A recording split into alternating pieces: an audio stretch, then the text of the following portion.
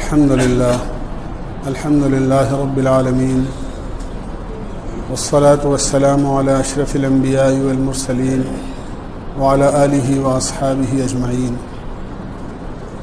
دوست بزرگوں، کل میں نے عرض کیا تھا سورہ فاتحہ کا پہلا جملہ اور پہلی آیت کا پہلا لفظ اللہ کی حمد و ثنا کے بارے میں ہے کہ اس کا ہر کام قابل تعریف ہے اور مصلحت اور حکمت سے بھرا ہوا ہے، چاہے بندے کو وہ سمجھ میں آ رہا ہو یا سمجھ میں نہیں آ رہا ہو، ہر چیز اللہ کی حکمت اور مصلحت کے موافق قابل تعریف ہے جس کو وہ خود جانتا ہے۔ آگے رب العالمین کا لفظ ارشاد فرمایا ہے کہ ایسے اللہ کی تعریف کی جا رہی ہے جو تمام جہانوں کا پروردگار ہے۔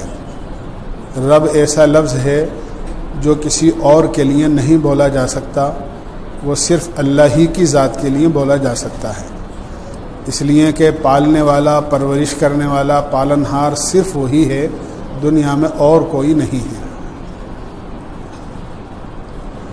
یہ اللہ کی خصوصی صفت ہے اور یہ اس کی ذات کے ساتھ خاص ہے، اور صرف انسانوں ہی کا پالنے والا نہیں ہے بلکہ فرمایا وہ رب العالمین ہے، تمام جہانوں کا پروردگار ہے۔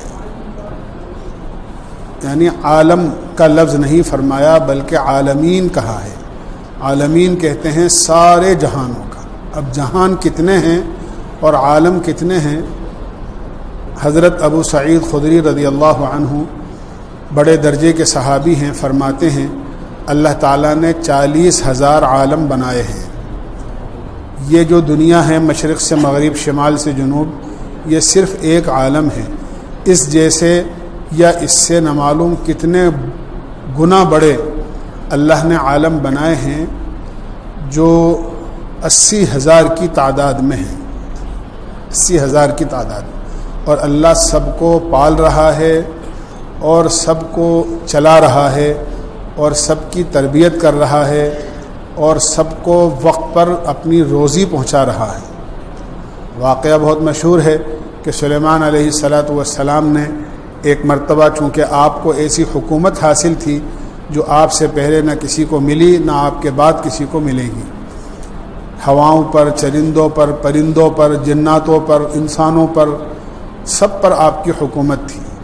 ایک مرتبہ اللہ سے درخواست کی کہ آپ کی مخلوق کی دعوت کرنا چاہتا ہوں۔ اللہ تعالیٰ نے فرمایا رزاق ہم ہیں، تم ہماری مخلوق کو نہیں کھلا سکتے ہو، لیکن درخواست کی، اللہ تعالیٰ نے منظور فرما لیا اور ایک امتحان کے طور پر ان کو اجازت دے دی۔ سلیمان علیہ السلام نے تمام جناتوں کو اور بڑی بڑی مخلوقات کو کھانا بنانے پر لگایا، مہینوں کھانا بنتا رہا، اور یہاں تک کہ اتنا کھانا جمع ہو گیا کہ اب وہ مخلوق کو کافی ہو جائے، یقین ہو گیا کہ اب یہ مخلوق کو کافی ہو جائے گا۔ تو اللہ تعالیٰ سے دعا کی کہ آپ اپنی مخلوق کو بھیجیے تاکہ وہ میرے دسترخوان پر اپنی ایک وقت کی دعوت کھا لیں۔ اللہ تعالیٰ نے پوچھا خشکی سے بھیجوں یا تری یعنی سمندر سے بھیجوں یا خشکی کے جانوروں کو بھیجوں؟ سلیمان علیہ السلام نے فرمایا پہلے سمندر کی مخلوق کو بھیج دیجیے۔ ایک مچھلی نکلی اور اس نے ایک لقمے میں سارا کھانا کھا لیا، اور ایک لقمے میں سارا کھانا کھا کر دوبارہ منہ کھول دیا۔ سلیمان علیہ السلام نے بڑے تعجب سے اس سے کہا تو نے سارا مخلوق کا حق تو کھا لیا اور ایک لقمے میں سارا چٹ کر گئی اور اب بھی منہ کھول رہی ہے۔ تو مچھلی کو اللہ نے زبان دی اور اس نے یہ کہا سلیمان آج آپ نے دعوت کر کے مجھے بھوکا رکھ دیا، میرا اللہ مجھے ایسے 3 لقمے روزانہ کھلاتا ہے۔ یہ تو صرف ایک مخلوق کی، ایک قسم کی مخلوق کی، ایک مچھلی کی بات ہے، کتنی بڑی بڑی مچھلیاں اور کتنی تعداد کے اندر ہوں گی۔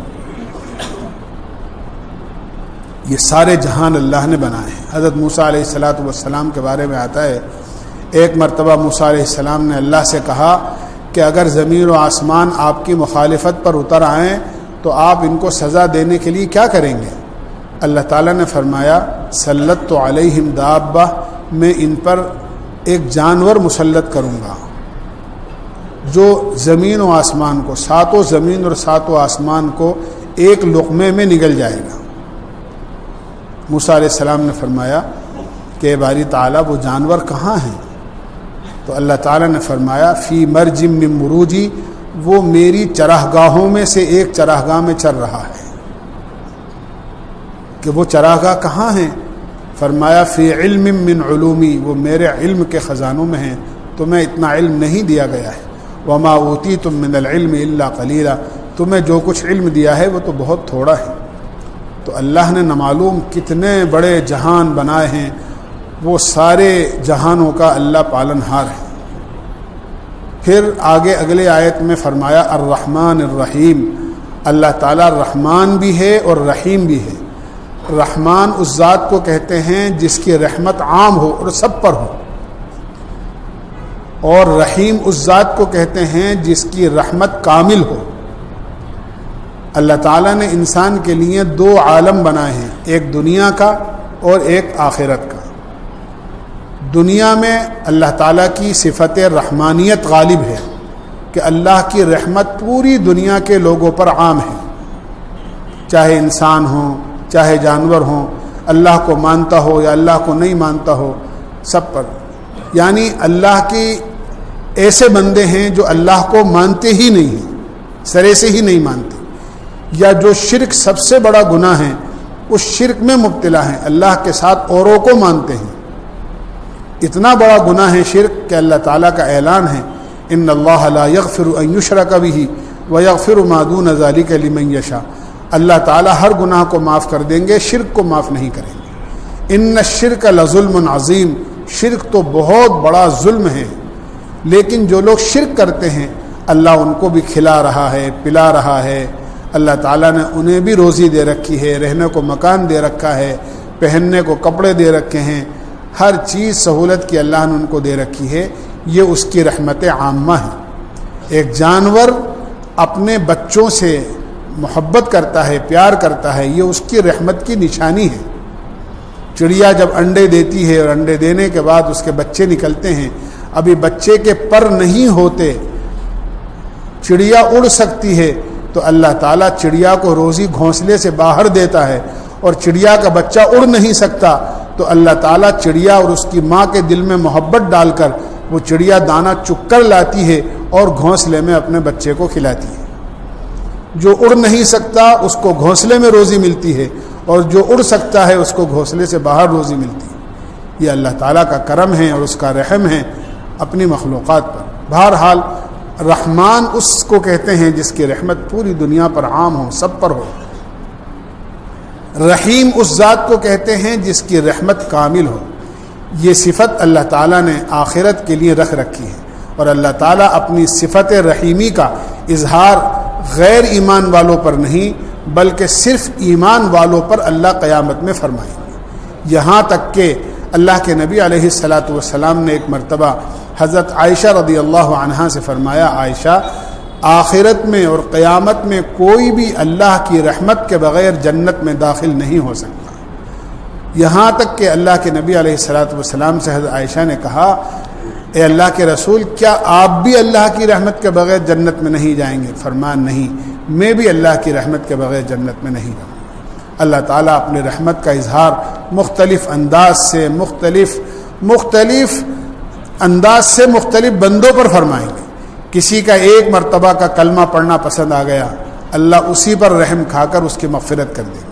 حدیث میں آتا ہے قیامت میں اللہ ایک بندے کو بلایا جائے گا، پھر اس کے اعمال تولے جائیں گے، اس کے نیکیوں کا پلڑا ہلکا ہو جائے گا اور برائیوں کا پلڑا وزنی ہو جائے گا، اور اس کو یقین ہو جائے گا کہ میں ہلاک ہو گیا، اور 99 دفتر اس کے سارے برائیوں سے بھرے ہوں گے، اس کو کوئی راستہ اور سبیل نظر نہیں آئے گی نجات کی۔ اللہ تعالیٰ فرمائیں گے آج تیرے ساتھ زیادتی نہیں ہوگی، ظلم نہیں ہوگا۔ پھر ایک پرزہ نکالا جائے گا جس پہ لا الہ الا اللہ محمد الرسول اللہ لکھا ہوا ہوگا، اور اس پرزے کو رکھا جائے گا نیکیوں کے پلڑے میں، اور رکھتے ہی یہ کلمے والا پلڑا وزنی ہو جائے گا، اور اس بندے کے بارے میں مغفرت کا فیصلہ ہو جائے گا۔ یہ اللہ کے رحم کی بات ہے۔ اسی طرح ایک بندے کو لایا جائے گا اور اس کے اعمال تولے جائیں گے. ایک طرف برائیاں ہوں گی، ایک طرف نیکیاں ہوں گی. نیکیوں کا پلڑا ہلکا ہو جائے گا اور برائیاں اس کی بہت زیادہ ہوں گی. اچانک اس کو اپنی ہلاکت کا یقین ہو چکے گا. اچانک ایک شخص بڑے خوبصورت ظاہر ہوں گے، اپنی جیب سے ایک پرزہ نکالیں گے اور اس کی نیکیوں کا پلڑے میں رکھیں گے. نیکیوں کا پلڑا وزنی ہو جائے گا. وہ کہے گا آپ کون ہیں اور یہ میرے اوپر احسان آپ نے کیا کیا، ایسا کیا رکھا آپ نے میرے نیکیوں کے پلڑے میں کہ یہ وزنی ہو گیا. تو وہ اللہ کے نبی علیہ الصلاۃ والسلام ہوں گے. آپ فرمائیں گے تو مجھے نہیں جانتا، میں تیرا نبی ہوں، اور یہ وہ درود شریف ہے جو تو نے دنیا میں مجھ پر پڑھا تھا، آج میں نے اس کا بدلہ تجھے چکا دیا ہے. ایک مرتبہ کا درود شریف پڑھنا پسند آ جائے تو وہ نیکیوں کا پلڑے کو وزنی کر دے گا. یہ اللہ کی رحمت کی علامت اور دلیل ہوگی قیامت. ایک آدمی لایا جائے گا اور اس کے اعمال تولے جائیں گے اور اس کے اعمال میں نیکیاں کم ہو جائیں گی اور برائیاں زیادہ ہو جائیں گی. اس کو بھی اپنی ہلاکت کا یقین ہو چکے گا اور وہ سوچے گا کہ میرے لیے کیا راستہ ہے اب نجات کا؟ کوئی راستہ نہیں ہے. میں دنیا میں تو نیکی کر سکتا تھا، یہاں تو کوئی نیکی بھی نہیں کر سکتا. اچانک ایک تھیلی آئے گی جس میں مٹی بھری ہوئی ہوگی اور یہ اس کے نیکیوں کے پلڑے میں گر جائے گی، جس سے نیکیوں کا پلڑا وزنی ہو جائے گا. یہ کہے گا کہ یہ مٹی اور جس نے میری نیکیوں کے پلڑے کو وزنی کر دیا، یہ کہاں سے آ گئی اور یہ کیسی مٹی ہے؟ تو اس سے کہا جائے گا تو اپنے ایک مسلمان بھائی کے جنازے میں گیا تھا اور جنازے میں شرکت کے ساتھ تو نے اس کو مٹی دی تھی. یہ وہ مٹی ہے جو تو نے اپنے بھائی کی قبر پر ڈالی تھی. آج اس مٹی نے تیری نیکیوں کے پلڑے کو وزنی کر دیا ہے. اس طرح کے نامعلوم کتنے واقعات آخرت میں پیش آئیں گے جن کی برکت سے اللہ تعالیٰ اپنے بندے کو اپنی رحمت سے معاف فرمائیں گے. تو اللہ تعالیٰ اپنی رحیمی ذات کا اظہار قیامت کے اندر کریں گے. اگلی آیت میں اللہ تعالیٰ فرماتے ہیں مالک یوم الدین، کہ وہ روز جزا کا مالک ہے، یعنی قیامت کے دن کا مالک ہے. پتہ یہ چلا کہ دنیا کی زندگی پر زندگی تمام نہیں ہو جاتی، بلکہ ایک دن مرنے کے بعد قیامت میں اللہ کے سامنے اٹھایا جانا ہے اور جو کچھ زندگی میں کیا ہے اس کا حساب اللہ کے سامنے کھڑے ہو کر دینا ہے. روز جزا کا مالک وہ ہے. اس دن کوئی ناانصافی نہیں ہوگی، کسی کے ساتھ ظلم اور زیادتی نہیں ہوگی. دنیا کے اندر آدمی اپنا کام کچھ لے دے کے چلا لیتا ہے، سفارشیں کام آ جاتی ہیں، کسی کا کہا سنا کام آ جاتا ہے، لیکن آخرت میں ایسا انصاف ہوگا کہ ہر ظالم کو سزا دی جائے گی اور ہر مظلوم کو اس کا حق دلوایا جائے گا. یہاں تک کہ اللہ کے نبی علیہ الصلاۃ والسلام نے ارشاد فرمایا اگر دنیا میں کسی بے سینگ والی بکری کو سینگ والی بکری نے مارا ہوگا تو اللہ تعالیٰ اس کو بھی بدلہ دلوائیں گے. بغیر سینگ والی کو سینگ دیے جائیں گے اور سینگ والی کے سینگ ہٹا دیے جائیں گے اور اس سے کہا جائے گا کہ آج تو بدلہ لے لے. اس لیے کہ اس دن صرف اللہ تعالیٰ کی ذات ہوگی جو انصاف کرنے والی ہوگی، وہاں کسی کے ساتھ ناانصافی نہیں ہوگی. جو نیکیاں کی ہیں اس کا بدلہ ملے گا اور جو گناہ کیے ہیں اس کی سزا ملے گی. اس لیے فرمایا وہ مالک یوم الدین کہ وہ روز جزا کا یعنی بدلے کے دن کا وہ مالک ہے. اور اس کے بعد آگے فرماتے ہیں ایاک نعبد و ایاک نستعین، اے اللہ ہم تیری ہی عبادت کرتے ہیں اور ہم تجھ ہی سے مدد مانگتے ہیں. عبادت کے لائق اللہ ہی کی ذات ہے، عبادت کسی کی نہیں ہو سکتی، اللہ ہی کی عبادت ہو سکتی ہے. سجدہ اسی کو ہو سکتا ہے، کسی اور کو سجدہ نہیں ہو سکتا. اسی لیے منع کیا گیا ہے کہ یہ سر اللہ نے اپنے سامنے جھکنے کے لیے بنایا ہے، اس کو کسی کے سامنے مت جھکاؤ. حتیٰ کہ سلام کرنے کے لیے بھی اگر کوئی آدمی دور ہے تو ہاتھ سے اشارہ کر سکتے ہو، لیکن اپنے سر کو سلام کے لیے بھی کسی کے لیے مت جھکاؤ. اس لیے کہ یہ سر اللہ کے سامنے جھکنے کے لیے اللہ نے بنایا ہے، یہ مخلوق کے سامنے جھکنے کے لیے نہیں بنایا. ایاک نعبد، اے اللہ ہم تیری ہی عبادت کرتے ہیں اور تجھ ہی سے مدد مانگتے. جب عبادت اس کی ہے تو پھر مدد بھی اسی سے مانگی جائے گی. آپ کام کریں اس دکان پر اور پیسے مانگیں اور بدلہ مانگیں آپ پڑوس کی دکان سے تو یہ اچھا نہیں لگے گا. بلکہ آپ جس دکان پر کام کرتے ہیں آپ تنخواہ اسی دکان سے لیں گے. جس اللہ کی آپ عبادت کریں گے، مدد اور بدلہ آپ اسی اللہ سے لیں گے. اس لیے عبادت بھی اللہ ہی کی ہوگی اور مدد بھی اللہ ہی سے مانگی جائے گی. مدد بھی اللہ ہی سے مانگی جائے گی. اس لیے کہ ہر چیز کا مالک وہی ہے.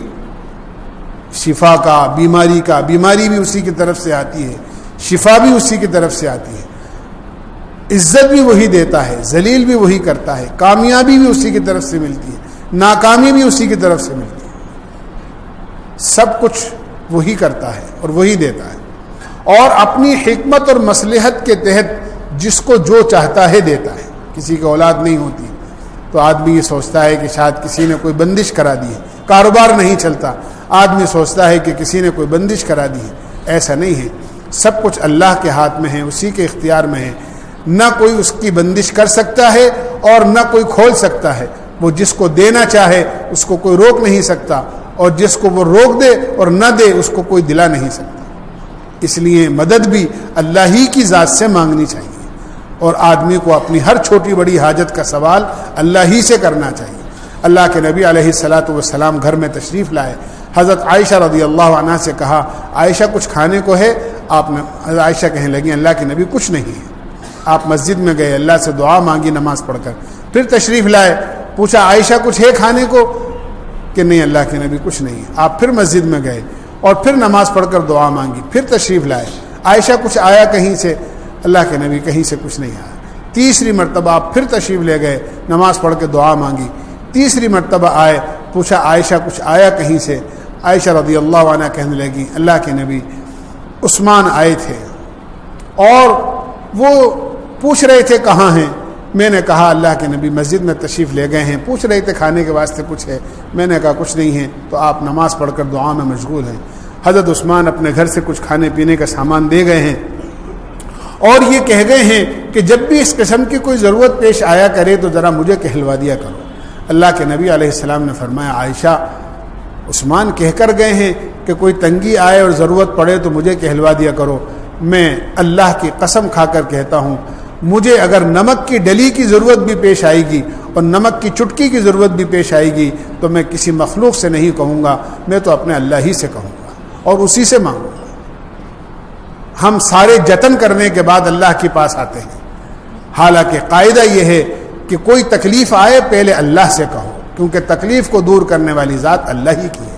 کوئی ضرورت پیش آئے، بجائے اس کے کہ آدمی پہلے کوشش کرے، پہلے آدمی اللہ سے کہے اور اللہ سے مانگے اور اللہ سے اپنی ضرورت کا حل چاہے اور اللہ سے مدد چاہے، اور اس کے بعد پھر آدمی اپنی سی کوشش کرے. اس لیے فرمایا ایاک نعبد و ایاک نستعین. پھر ہدایت کی دعا مانگی ہے، اہدنا الصراط المستقیم. اے اللہ تو ہمیں سیدھے راستے کی ہدایت عطا فرما دے. سیدھا راستہ قرآن کی شکل میں اور دین کی شکل میں اور جناب رسول اللہ صلی اللہ علیہ وسلم کی پیاری سیرت اور آپ کی سنتوں کی شکل میں اللہ نے ہمیں دیا ہے. یہ سارا کا سارا دین جو اللہ نے اللہ کے نبی کے واسطے سے ہمیں دیا ہے، یہ صراط مستقیم ہے، سیدھا راستہ ہے. اس راستے کی ہدایت کو ہر نماز میں اور سورہ فاتحہ میں مانگا گیا ہے. اے اللہ ہمیں سیدھے راستے کی ہدایت عطا فرما دے اور ایسے لوگوں کے راستے پر چلنے کی توفیق دے جن پر آپ نے انعام کیا. اب وہ کون لوگ ہیں جن پر انعام ہوا ہے؟ اس کو اللہ نے قرآن ہی میں بیان کیا ہے. اولئک الذین انعم اللہ علیہم من النبیین والصدیقین والشہداء والصالحین. وہ لوگ جن پر اللہ نے انعام کیا ہے وہ نبی ہیں، صدیقین ہیں، شہداء ہیں اور صالحین ہیں. یعنی یہ نیک لوگوں کا راستہ یہ وہ لوگ ہیں جن پر اللہ نے انعام کیا ہے. ایسے لوگوں کے راستے پر چلنے کی دعا مانگی گئی ہے. اور اے اللہ مجھے ایسے راستے سے محفوظ فرما لے، بچا لے جو گمراہ ہو گئے یا جو راستے سے بھٹک گئے. یہود راستے سے بھٹک گئے اور گمراہ جو ہو گئے وہ نصارہ ہو گئے. یہود و نصارہ کے راستے پر چلنے سے ہم نے پناہ مانگی ہے. سورہ فاتحہ میں ہمیں حکم ملا ہے کہ تم یہود و نصارہ کے راستے پر چلنے سے پناہ مانگو. گویا کہ سورہ فاتحہ دو حصوں میں تقسیم ہے. اسی لیے حدیث پاک میں آتا ہے، اللہ کے نبی علیہ الصلاۃ والسلام نے ارشاد فرمایا کہ اللہ تعالیٰ فرماتے ہیں قسمت الصلاۃ بینی و بین عبدی. میں نے سورہ فاتحہ کو اپنے اور اپنے بندے کے درمیان تقسیم کر لیا ہے. آدھی سورہ فاتحہ میری ہے 7 آیتوں میں سے 3.5 آیتیں میری ہیں اور 3.5 آیتیں میرے بندے کے لیے ہیں۔ حمد میری، ثنا میری، بزرگی میری، عبادت میری اور مدد میرے بندے کے لیے اور ہدایت میرے بندے کے لیے اور اچھے لوگوں کے راستے پر چلانا میرے بندے کے لیے اور برے لوگوں کے راستے سے بچانا اپنے بندے کے لیے۔ یہ اللہ نے بندے کے درمیان سورہ فاتحہ کو تقسیم کیا ہے۔ اسی لیے اللہ تعالیٰ جب بندہ نماز میں سورہ فاتحہ پڑھتا ہے، حدیث پاک میں آتا ہے، تو جب الحمدللہ رب العالمین کہتا ہے، اللہ تعالیٰ فرماتے ہیں حمیدنی عبدی، میرے بندے نے میری تعریف کی ہے۔ پھر یہ کہتا ہے الرحمن الرحیم، اللہ تعالیٰ فرماتے ہیں اثنا علی عبدی، میرے بندے نے میری ثنا بیان کی ہے۔ پھر یہ کہتا ہے مالک یوم الدین، اللہ تعالیٰ فرماتے ہیں مجدنی عبدی، میرے بندے نے میری بزرگی بیان کی ہے۔ پھر یہ کہتا ہے ایاک نعبد و ایاک نستعین، اور پھر پوری صورت پڑھتا ہے، اللہ تعالیٰ فرماتے ہیں ہاں عبادت میرے لیے ہیں اور مدد تیرے لیے ہے، ہدایت تیرے لیے ہے، اچھے لوگوں پہ راستے پر چلانا یہ تیرا حق ہے اور برے راستے سے بچانا، برے لوگوں کے راستے سے یہ تیرا حق ہے۔ اس لیے میرے بھائیو دوستو بزرگوں، اللہ کے نبی نے فرمایا ہے سورہ فاتحہ سارے قرآن کا خلاصہ ہے اور قرآن کریم ساری آسمانی کتابوں کا خلاصہ ہے۔ اسی لیے آپ نے فرمایا مجھے 4 چیزیں عرش کے نیچے خاص خزانے سے ملی ہیں، اس میں سے ایک سورہ فاتحہ بھی ہے۔ اللہ کے نبی علیہ الصلاۃ والسلام نے ایک مرتبہ فرمایا آج آسمان کا وہ دروازہ کھلا ہے جو آج سے پہلے کبھی نہیں کھلا تھا، اور اس سے وہ فرشتہ زمین پر اترا ہے جو آج سے پہلے کبھی زمین پر نہیں اترا تھا، اور وہ 2 نوروں کی بشارت میرے لیے لے کر آیا ہے۔ ایک نور سورہ فاتحہ ہے اور دوسرا نور سورہ بقرہ کا آخری رکوع ہے۔ سورہ فاتحہ کو نور قرار دیا ہے۔ اس لیے میرے بھائیو دوستو بزرگوں، ہمیں چاہیے کہ سورہ فاتحہ کو سمجھیں۔ آج مسلمان کو سورہ فاتحہ بھی ٹھیک سے یاد نہیں ہوتی، جس کا نماز کی ہر رکعت میں پڑھنا ضروری ہے، اور یاد ہوتی ہے تو ہم سورہ فاتحہ کے مفہوم کو نہیں سمجھتے کہ ہم اللہ سے کس طرح باتیں کر رہے ہیں اور اللہ ہمارے ایک ایک بول کا اور ہماری ایک ایک آیت کا کیسے جواب دے رہا ہے۔ اگر بندے کو یہ تصور ہو جائے کہ میرا مالک میرے ایک ایک جملے کا اور ایک ایک لفظ کا جواب دے رہا ہے، تو نماز کے علاوہ کہیں اور دکان کی طرف، کارخانے کی طرف، اپنے گھر اور کاروبار کی طرف ہرگز نماز میں سے دھیان نہ جائے۔ صحابہ ایسے ہی نماز پڑھتے تھے۔ ایک صحابی لمبے سفر سے واپس تشریف لائے، گھر والے انتظار میں تھے کہ کچھ اپنی کہیں گے، کچھ ان کے سفر کی کارگزاری سنیں گے۔ جب یہ عشاء کی نماز پڑھ کے گھر میں آئے تو انہوں نے 2 رکعت نماز پڑھ کی نیت باندھی اور یہ کہا گھر میں داخل ہوا ہوں 2 رکعت نفل نماز پڑھ لوں، اور جب 2 رکعت نماز کی نیت باندھی تو صبح صادق کر دی، پوری رات 2 رکعت میں گزار دی۔ گھر والوں نے کہا ہمارا بھی حق ہے، ہم تو انتظار ہی میں ہیں کہ آپ سے کچھ بات کریں گے، آپ نے تو پوری رات 2 رکعت میں ہی پوری کر دی۔ فرمایا بے شک تم لوگوں کا حق ہے، لیکن کیا کروں، مجبور تھا۔ جب 2 رکعت کی نماز کی میں نے نیت باندھی تو تمہاری طرف تو میرا دھیان ہی نہیں گیا، مجھے تو میرا اللہ سامنے تھا اور اس کا کلام سامنے تھا۔ اگر ایک مرتبہ بھی نماز میں تمہارا خیال آ جاتا تو ضرور نماز کو مختصر کر کے تم سے بات کرتا، لیکن کیا کروں، تمہارا تو دھیان ہی نہیں آیا۔ ایسی نماز دھیان والی پڑھتے تھے۔ اللہ ہمیں سمجھنے کی اور عمل کی توفیق نصیب فرمائے۔ سبحان اللہ بحمدہ، سبحانک اللہم وبحمدک، ونشہد ان لا الہ الا انت، نستغفرک ونتوب الیک۔ صلی اللہ تعالی علی خیر خلقہ محمد وآلہ وصحبہ۔